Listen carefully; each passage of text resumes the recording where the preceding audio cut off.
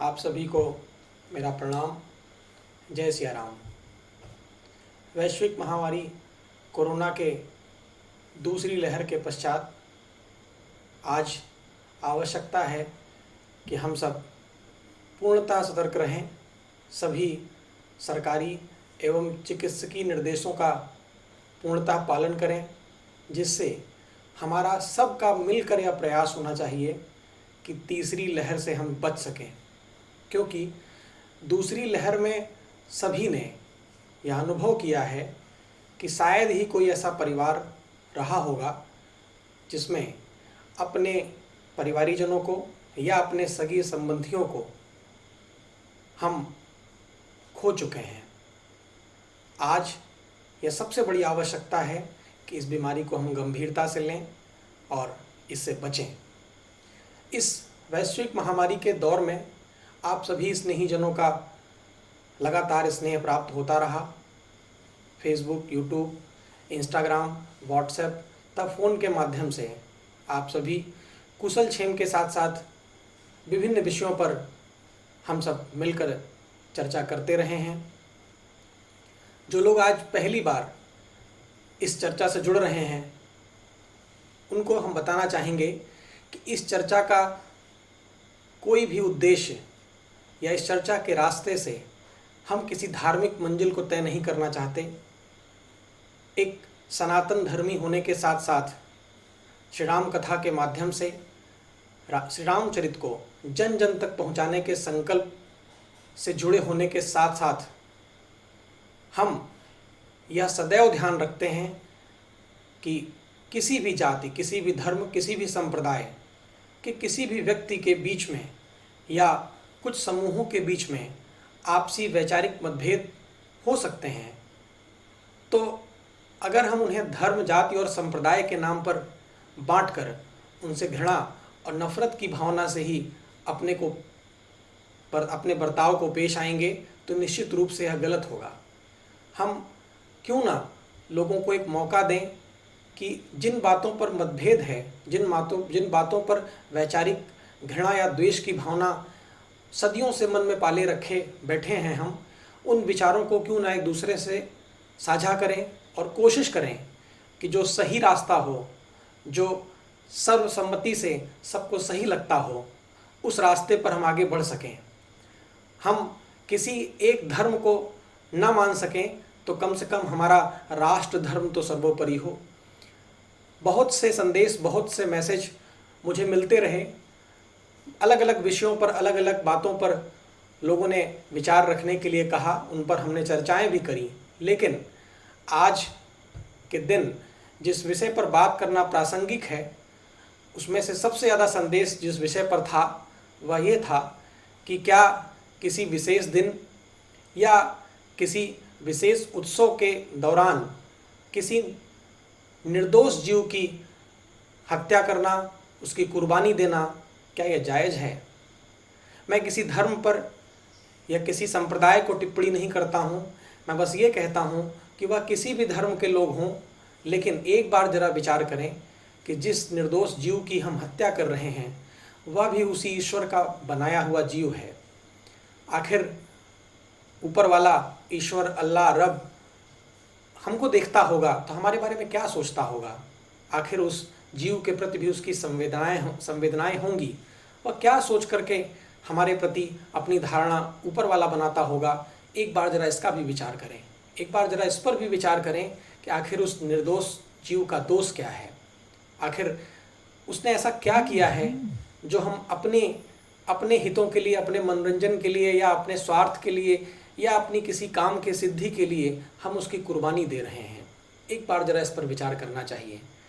रही बात धर्म की, तो जहाँ तक मेरा अध्ययन है कि किसी भी धर्म में किसी भी निर्दोष जीव को बेवजह नाहक उसकी हत्या करना या उसकी कुर्बानी देने का कहीं कोई विधान नहीं है।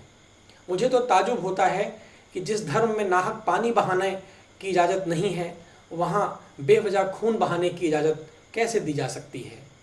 अगर कहीं ना कहीं हमारी रूढ़िवादी परंपराओं में, हमारे विचारों में अब बदलाव की अगर आवश्यकता है, तो एक बार हम खुले मन से बैठें और एक सभ्य समाज के लिए, एक सभ्य संस्कृति के लिए उन बातों पर विचार करें।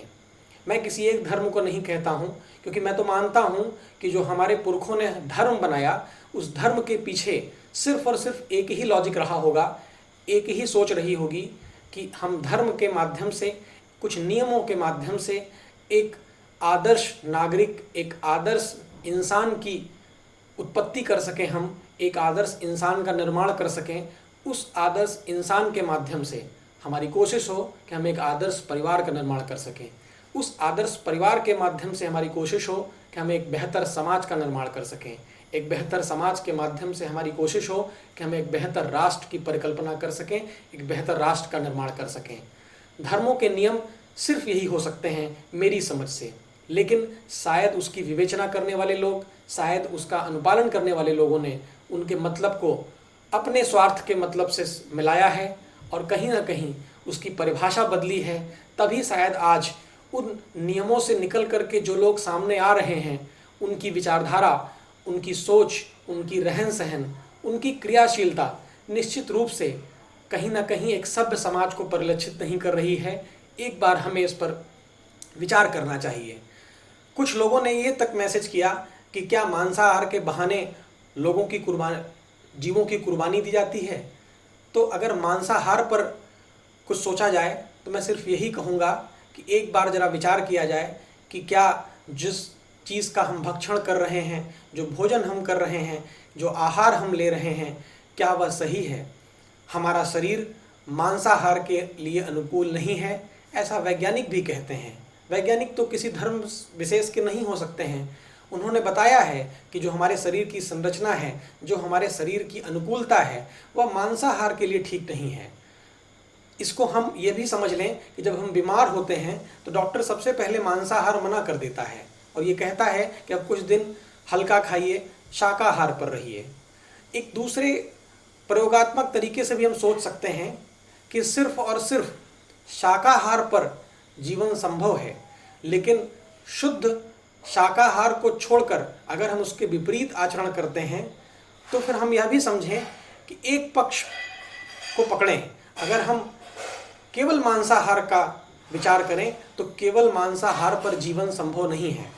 अगर आप ये समझें कि केवल मांसाहार करेंगे आप, तो फिर मेरा मानना है कि जल का भी त्याग करिए। जल की जगह फिर शायद आप उसका रिप्लेसमेंट खून से सोच सकते हैं।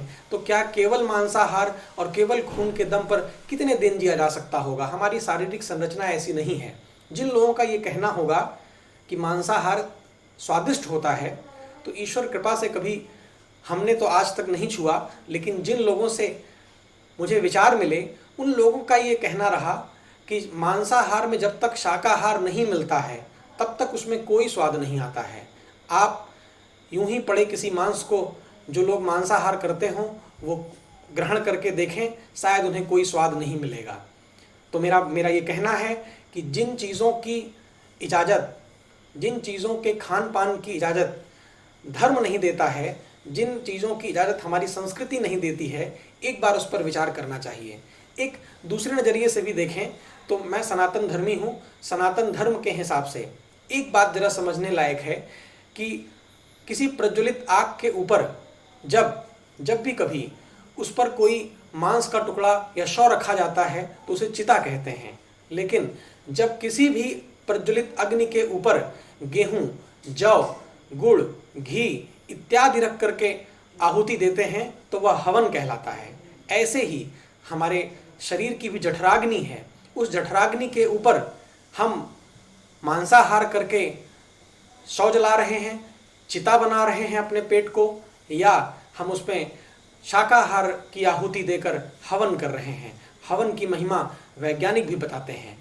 आज इस कोरोना महामारी के वैश्विक दौर में एक बात लोगों ने गौर करी होगी कि वैज्ञानिकों की जो भी चेतावनियां रहीं, जो डॉक्टरों की चेतावनियां रहीं, उसमें तमाम बातें बताई गई कि आप लोगों से दूरी बना कर रखें। जैसे हमारे पुरखों को लोगों ने छुआछूत के नाम पर बहुत पिछड़ा बता दिया था, आज वही चीज़ें सबके सामने आ रही हैं। हाथों को शौच के बाद अच्छे से साफ करें।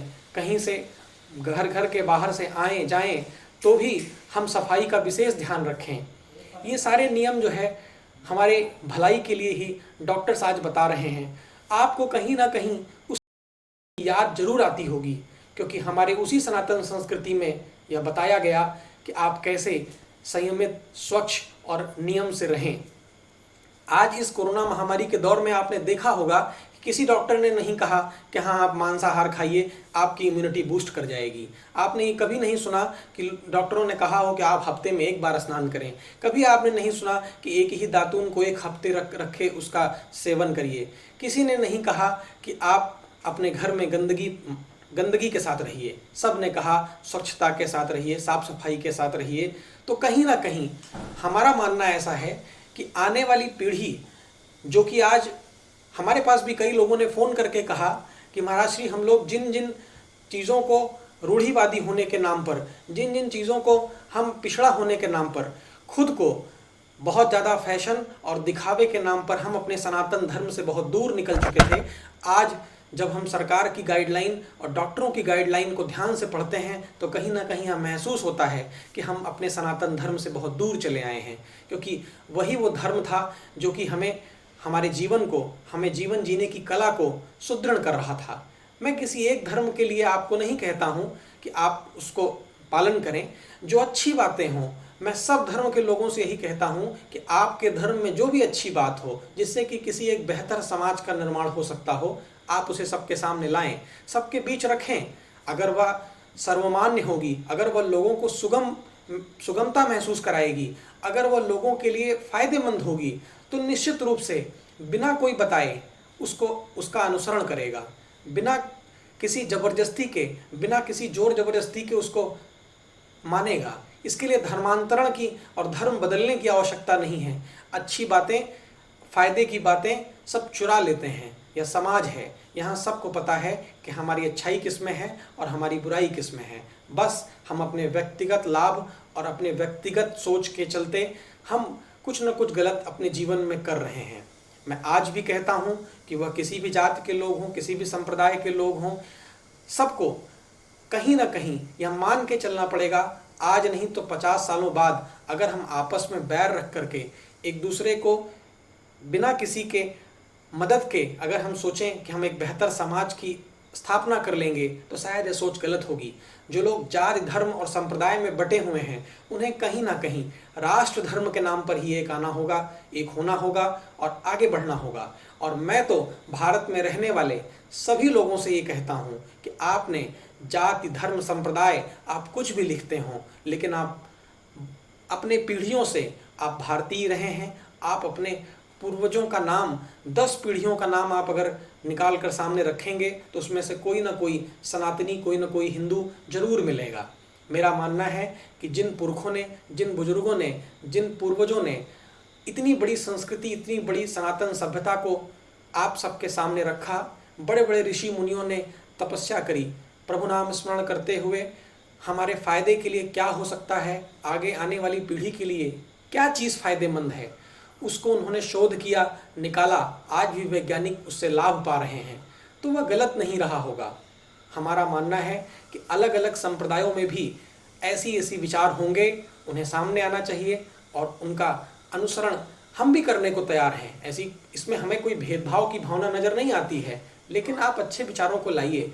लेकिन जब आप किसी धर्म से ऐसा लगता है कि उस धर्म से निकलने वाले लोग समाज के लिए गलत साबित हो रहे हैं, तो कहीं ना कहीं उस धर्म के जो भी अनुयायी हैं, जो भी उस धर्म को सिखाने वाले लोग हैं, उन्हें एक बार सोचना पड़ेगा। तो जिन लोगों ने मुझे ये कहा था कि बकरीद का त्यौहार त्याग और बलिदान का त्यौहार है, मैं उनको बहुत बधाई देता हूँ कि वो अगर त्याग कर सकते हैं, बलिदान कर सकते हैं, तो आपसी घृणा का बलिदान करें। आपसी त्याग अगर वो कर सकते हैं, अगर कुछ त्याग और बलिदान की भावना रखे हैं, तो घृणा का त्याग करें, नफरत का त्याग करें, मन के अहंकार का त्याग करें, मन के द्वेष का त्याग करें। आज के इस अवसर पर यह विषय प्रासंगिक था, इसीलिए आपके बीच हम आए और अपने विचारों को रखा। मेरा उद्देश्य किसी जाति, धर्म और संप्रदाय के लोगों को ठेस पहुंचाना नहीं था, सिर्फ यह विचार था कि आज यह मौका है जिस पर हमें इस प्रासंगिक विषय पर एक बार सोचना चाहिए। आज बहुत से पढ़े लिखे समाज इस विचार के साथ आगे बढ़ रहे हैं। बहुत से परिवारों ने मांसाहार छोड़ दिया है। हम एक बार प्रयास करें, जो अच्छा हो उसको अपनाएं, जो सभ्य हो उसे अपनाएं। इन्हीं बातों के साथ हम आपसे यही कहेंगे कि कोरोना महामारी के इस दौर में अच्छी चीज़ों को अपनाएं जो आपके सेहत के लिए भी फ़ायदेमंद हों। ईश्वर से यही प्रार्थना है कि इस महामारी को शीघ्र समाप्त करें, हम सब पुनः स्वच्छ वायु और स्वच्छ वातावरण और स्वच्छ माहौल में जीवन जी सकें। इसी कामना के साथ आप सभी से जय श्री राम।